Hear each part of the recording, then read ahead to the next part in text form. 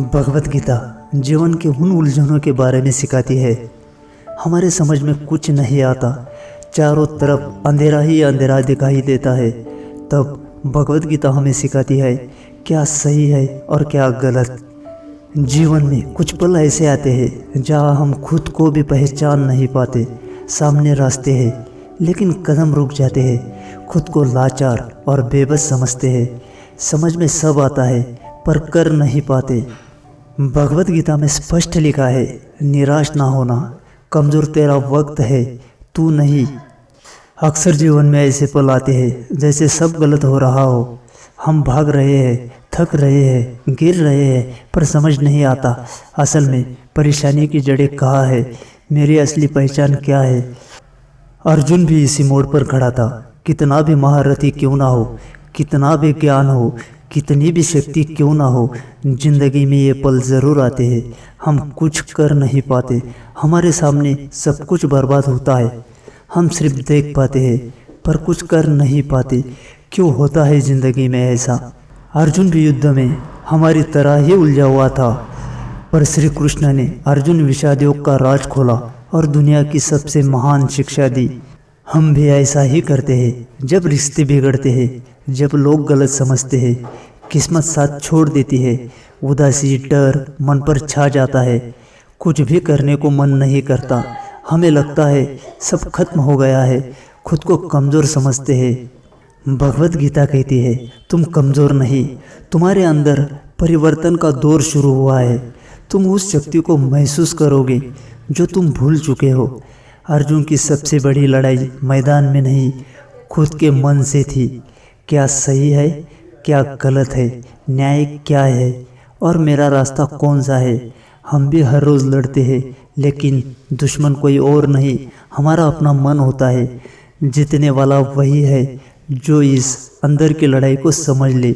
श्री कृष्ण कहते हैं तुम्हारा शत्रु तुम नहीं, तुम्हारा भ्रम है। जिंदगी हमें चारों तरफ से रोक देती है। कभी कभी जीवन चलने नहीं देता, हर दिशा उलझी लगती है, दिल भारी हो जाता है।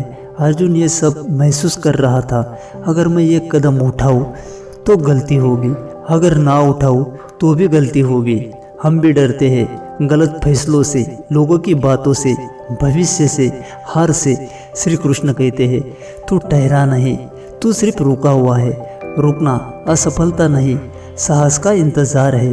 विषाद योग गीता का पहला अध्याय है। इसे योग इसलिए कहा गया क्योंकि ये हमें स्वयं से मिलवाता है। जब इंसान पूरी तरह से बर्बाद होता है तभी वो खुद से सच्चा सवाल पूछता है, मैं कौन हूँ, मैं क्या कर रहा हूँ, क्या ये मेरी किस्मत है। अर्जुन ने यही पूछा। तब श्री कृष्ण बोले जीवन का सबसे बड़ा सच दर्द ही गुरु है, अपने आप से ईमानदार होना। अर्जुन ने खुद से रोका नहीं, उसने अपनी गलती, डर, कमजोरी सब स्वीकार कर लिया। उसने कहा कृष्ण मैं गलत हूँ, मेरे मन में भ्रम है, मेरी शक्ति गिर गई है। ये स्वीकार करना ही आधी मुक्ति है। लोग अक्सर दुनिया को दिखाते हैं मैं ठीक हूँ, लेकिन श्री कृष्ण उन्हें नज़रअंदाज करते हैं। जो चेहरे से मजबूत बनते हैं और अंदर से निराश रहते हैं, भगवान उन्हीं को उठाते हैं जो सच में कहते हैं मुझे समझाओ, मैं इस माया के जाल में खो गया हूँ, मैं नहीं कर सकता। ये शब्द जिंदगी का सबसे बड़ा झूठ है। अर्जुन ने कहा मैं युद्ध नहीं कर सकता। श्री कृष्ण मुस्कुराए क्योंकि अर्जुन वो था जो पर्वत उठा सकता था, गुरु द्रोण को भी परास्त कर सकता था, स्वयं भगवान का मित्र था। लेकिन विषाद की भावना कमज़ोर को नहीं, सबसे मजबूत को भी गिरा देती है। श्री कृष्ण ने कहा जो तुम सोचते हो वो तुम नहीं हो, तुम उससे बहुत बड़े हो। हर किसी के जीवन में यही होता है। हम खुद को कम समझने लगते हैं, हम अपनी शक्तियाँ भूल जाते हैं, पर हमारा ध्यान कहीं और होता है। हम समझ नहीं पाते, मन में सिर्फ उलझने और सदैव गलत विचार चलते हैं। भगवान हमें हर बार याद दिलाते हैं तुम कर सकते हो। मन का जहर अति संवेदनशील। अर्जुन दूसरों के दुख देखकर टूट गया। ये करुणा थी, लेकिन करुणा भी अगर मन पर हावी हो जाए तो वो कमजोरी बन जाती है। हम भी कई बार दूसरों की बातें, उनकी भावनाएं, उनके शब्द, उनके दुख दिल में उतार लेते हैं। फिर हमारा मन इन सब में डूब जाता है।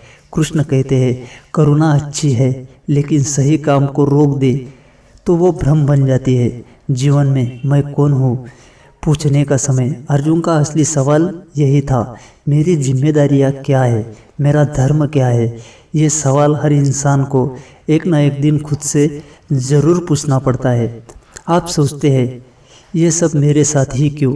क्या दुख, दर्द, सब परेशानी, हर रास्ते बंद, ये सब मेरे साथ क्यों होता है? क्योंकि तुमने तुम्हारे अंदर की अद्भुत शक्ति को अभी तक पहचान नहीं लिया।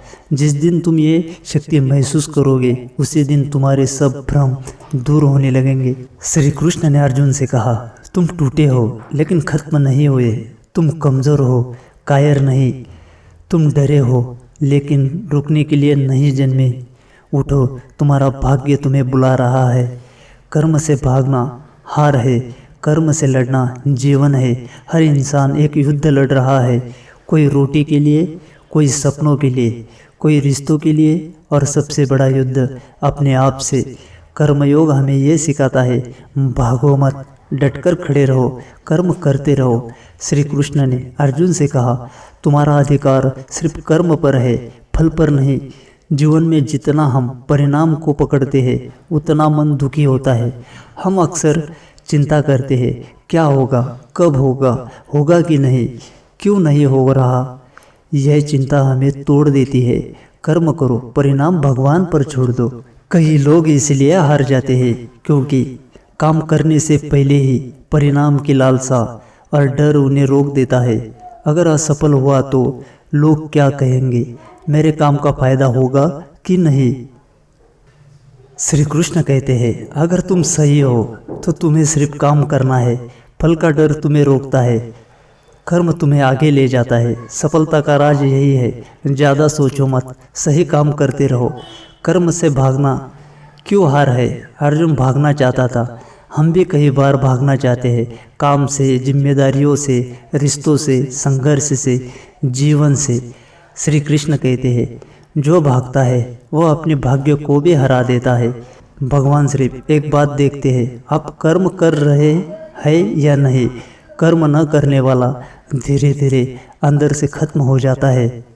कर्म ही सबसे बड़ा ध्यान है। अक्सर लोग कहते हैं, मेरा मन नहीं लगता, मैं ध्यान नहीं कर पाता। श्री कृष्ण कहते हैं, कर्म करो, यही सबसे बड़ा ध्यान है। अपने काम में डूब जाना, मन लगा के काम करना, बिना दिखावे के करना, बिना शिकायत के करना, बिना इच्छा के करना, यही सच्चा ध्यान है। सही समय पर सही कर्म। कर्मयोग ये नहीं कहता हर समय हर काम करते रहो। कर्मयोग कहता है, जो सही है उसी को सही समय पर करो।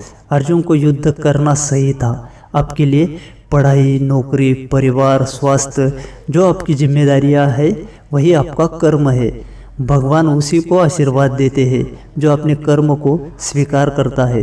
कर्मयोग का असली रहस्य, आसक्ति छोड़ो। असली समस्या कर्म नहीं, असली समस्या मैं की है। पर खुद को काम का मालिक मत समझो।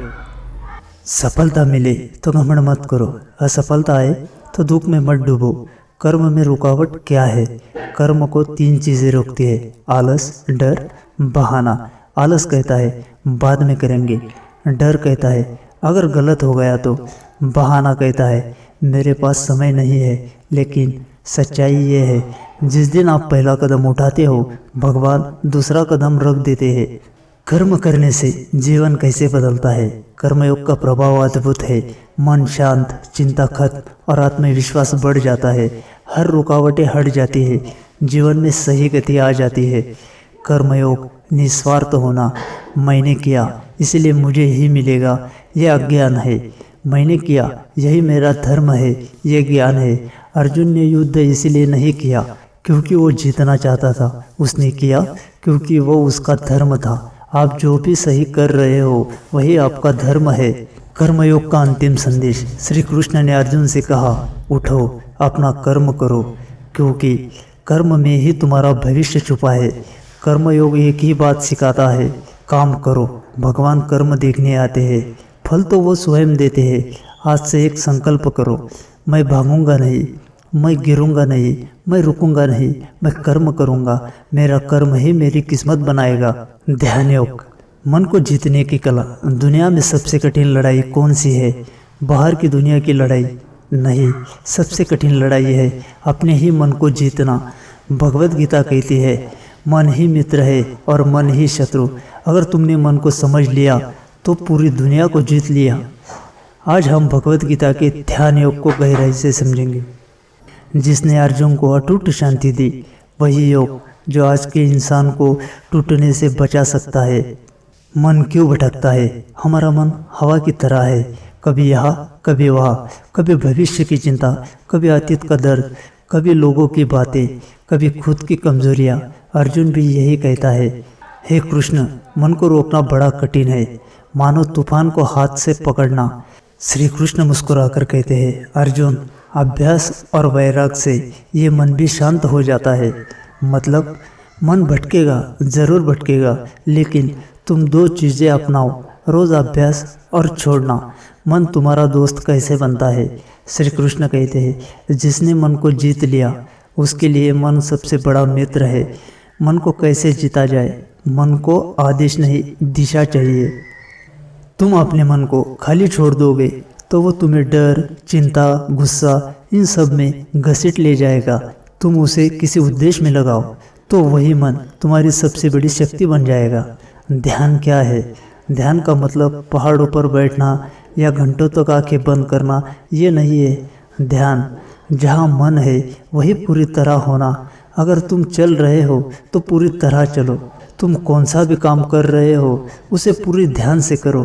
ध्यान का असली अर्थ है मन को एक जगह टिकाना। श्री कृष्ण कहते हैं, जिसकी बुद्धि स्थिर हो जाए वही योगी है, यानी अंदर स्थिरता, बाहर सफलता। ध्यान में सबसे बड़ा दुश्मन मैं कर नहीं पा रहा। जब भी तुम ध्यान में बैठोगे या काम करोगे, मन भागेगा ही, विचार आएंगे ही। कभी अच्छा लगेगा, कभी नहीं लगेगा। मन भटके तो बार बार वापस लाओ। यही ध्यान का अभ्यास है। ध्यान में फेल नहीं होते, ध्यान में वापस आते हैं। आज से शुरू करो। भागदौड़ भरी जिंदगी में तुम बस 10 मिनट प्रतिदिन मन को एक जगह लाने का अभ्यास करो। तुम हार नहीं सकते। जब अंदर साफ हो जाता है तो बाहर की दुनिया बेहद आसान हो जाती है। तुम भी कर सकते हो, अभी से कर सकते हो। यही आज का संदेश है। मन को जीतो, जीवन को सफल बनाओ। इच्छाओं से मुक्त होकर जीने की शक्ति। हमारा दुख कहाँ से आता है? हार से, लोगों से, किस्मत से नहीं। हमारा सबसे बड़ा दुख आता है अपनी अधूरी इच्छाओं से। बहुत लोग समझते हैं कर्म संन्यास मतलब कर्म छोड़ देना, काम छोड़ देना, दुनिया छोड़ देना। श्री कृष्ण कहते हैं, कर्म मत छोड़ो, कर्म के पीछे की इच्छा छोड़ो। मुझे क्या मिलेगा इस बोझ के बिना? जब परिणाम की अपेक्षा नहीं होती तब जीवन अत्यंत हल्का हो जाता है। दुख का असली कारण ध्यान से सुनना। हमारा दुख कर्म से नहीं आता, हमारा दुख काम के फल की अपेक्षाओं से आता है। उदाहरण, काम किया, लोग तारीफ करें, मदद की, कोई बड़ाई नहीं करे, रिश्ता निभाया, वही ना समझे। जब ये ना मिले तो दर्द होता है। श्री कृष्ण कहते हैं, असली इंसान वही है जिसने इच्छाओं को त्याग दिया, कर्म को नहीं। इच्छाएं क्यों बंधन बन जाती है? इच्छा के 3 रूप होते हैं, मिलने की इच्छा, खोने का डर और तुलना करना। ये तीनों मन को जला देते हैं। इच्छाएं कभी पूरी नहीं होती क्योंकि एक के बाद दूसरी, दूसरे के बाद तीसरी, ये अंतहीन है। इच्छाएं मन को अशांत करती है और अशांत मन बर्बाद करता है। 2 लोग एक ही काम करते हैं पर एक खुश है और दूसरा दुखी। क्यों? एक काम करता है कर्तव्य के लिए और दूसरा काम करता है फल के लिए। जो करना है पूरी निष्ठा से करो। काम में अपना सर्वश्रेष्ठ दो, उसके परिणाम के बारे में मत सोचो।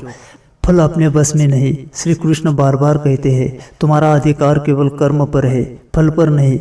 अपने अहंकार को हटाओ। काम कौन करता है? मैं। यही तो बंधन है। ये सब मैं करता हूँ, ये भाव छोड़ दो। सब प्रकृति और गुणों से होता है, तुम सिर्फ साधन हो। सफलता और प्रयास, ईश्वर की कृपा और तुम्हारा धैर्य, यही आपको सफलता दिलाता है। अर्जुन पूछता है, कर्म छोड़ो या कर्म करते हुए त्याग करो? श्री कृष्ण कहते हैं, कर्मयोग श्रेष्ठ है। हाथों से कर्म करना आसान है, पर मन से फल छोड़ना कठिन है, पर वही जीवन बदलता है। जिसने इच्छाओं के प्रभाव को रोक लिया वही अंदर से प्रकाशमान हो जाता है। इच्छाएं, बेचैनी, त्याग, शांति, समर्पण, दिव्यता, जब मन साफ होता है तभी ईश्वर अंदर प्रवास करते हैं। तुम्हें कर्म नहीं छोड़ना, तुम्हें सिर्फ इतना करना है, अपने अंदर कोई भी और किसी से भी कोई उम्मीद मत रखो। मुझे क्या मिलेगा ये सब छोड़ दो, काम पूरी निष्ठा से करो, परिणाम भगवान पे छोड़ दो। यही सच्चे जीवन की परिभाषा है। आज से निर्णय लो, काम करेंगे लेकिन बिना बोझ के। अक्सर जीवन में ऐसे पल आते हैं जैसे सब गलत हो रहा हो, हम भाग रहे हैं, थक रहे हैं, गिर रहे हैं, पर समझ नहीं आता असल में परेशानी की जड़ें कहाँ है, मेरी असली पहचान क्या है। पुरुषोत्तम योग हमें वो सच समझाता है जिसे समझकर इंसान जीवन, मृत्यु, संसार सबको नए रूप में देखता है। यह अध्याय संसार का सबसे गहरा नक्शा है, अंदर का भी और बाहर का भी।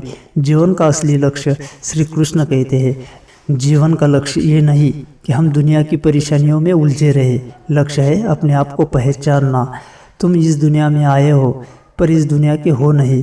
आज से निर्णय लो, इच्छाओं का भार कम करोगे, मन को शांत करोगे।